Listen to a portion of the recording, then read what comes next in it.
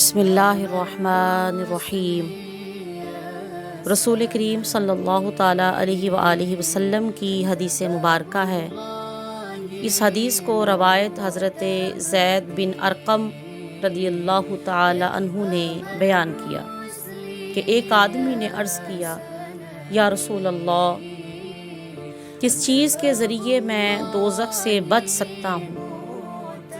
آپ صلی اللہ علیہ وآلہ وسلم نے فرمایا، اپنی آنکھوں کے آنسوؤں کے ذریعے، کیونکہ جو آنکھ اللہ تعالیٰ کے خوف سے رو پڑی اسے کبھی دوزخ کی آگ نہیں چھوئے گی۔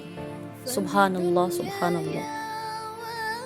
اس حدیث مبارکہ سے معلوم ہوا کہ اللہ کے خوف سے اور بالخصوص اپنے گناہوں کی ندامت سے جو آنسو اللہ کے حضور بہائے جاتے ہیں، وہ ان آنسوؤں کی بہت بڑی قدر و قیمت ہے، اور وہ آنسو اللہ کی بارگاہ میں بہت پسندیدہ ہیں۔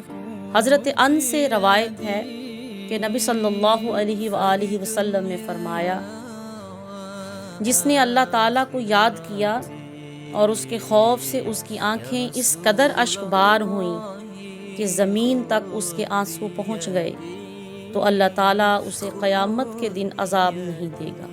سبحان اللہ، سبحان اللہ۔ رب کریم اپنے بندوں سے کس قدر رحیم ہے اور کریم ہے، اور بے حد و حساب محبت کرنے والا ہے کہ گناہگار جب اس کی بارگاہ میں آنسو بہاتا ہے تو اللہ کریم کو یہ آنسو اس قدر پسند ہے کہ اس کے بہے ہوئے آنسوؤں کی وجہ سے ہی قیامت کے دن اللہ کریم اس کو عذاب سے بچا لیں گے۔ حضرت ابو ہریرہ رضی اللہ تعالی عنہ سے روایت ہے کہ جب یہ آیت نازل ہوئی، أَفَمِنْ هَذَا الْحَدِيثِ تَعْجَبُونَ وَتَضْحَكُونَ وَلَا تَبْكُونَ، بس کیا تم اس کلام سے تعجب کرتے ہو اور تم ہنستے ہو اور روتے نہیں؟ تو اہل صفا اس قدر روئے کہ ان کے آنسو ان کے رخساروں پر بہہ نکلے۔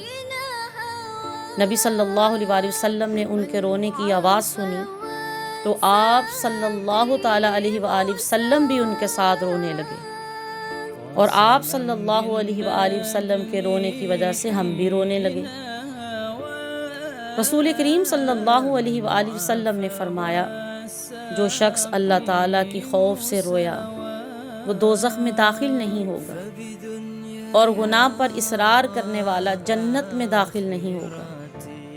اگر تم لوگ گناہ نہ کرو تو اللہ تعالیٰ ایسے لوگ لے آئے گا جو گناہ کریں گے، پھر اپنے گناہوں پر معافی مانگتے ہوئے گریہ زاری کریں گے تو اللہ تعالیٰ انہیں بخش دے گا۔ اللہ اکبر۔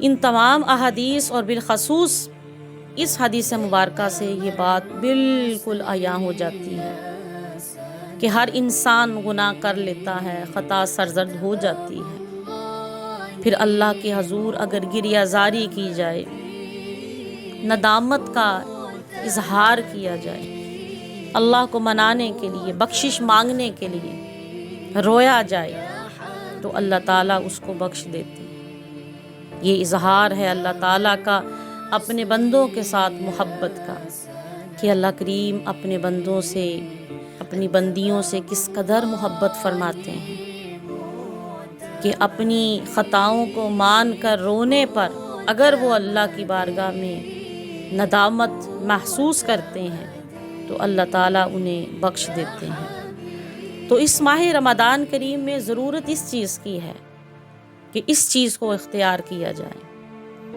اللہ کے حضور رویا جائے، اپنی غلطیوں، اپنے گناہوں کو یاد کیا جائے، اور پھر قوی امید رکھیں اللہ کی بارگاہ میں کہ انشاءاللہ اللہ تعالیٰ بخشش فرما دیں گے۔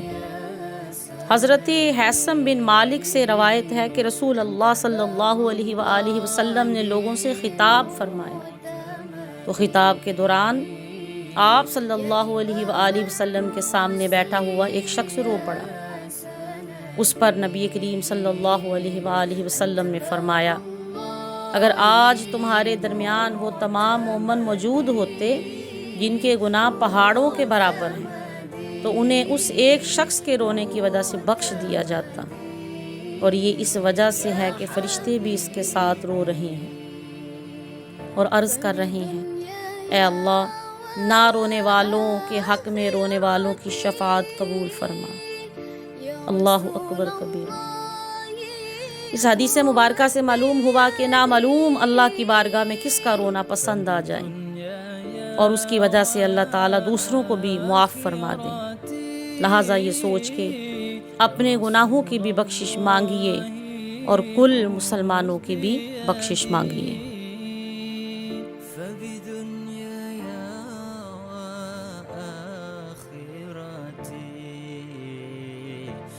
رسول اللہ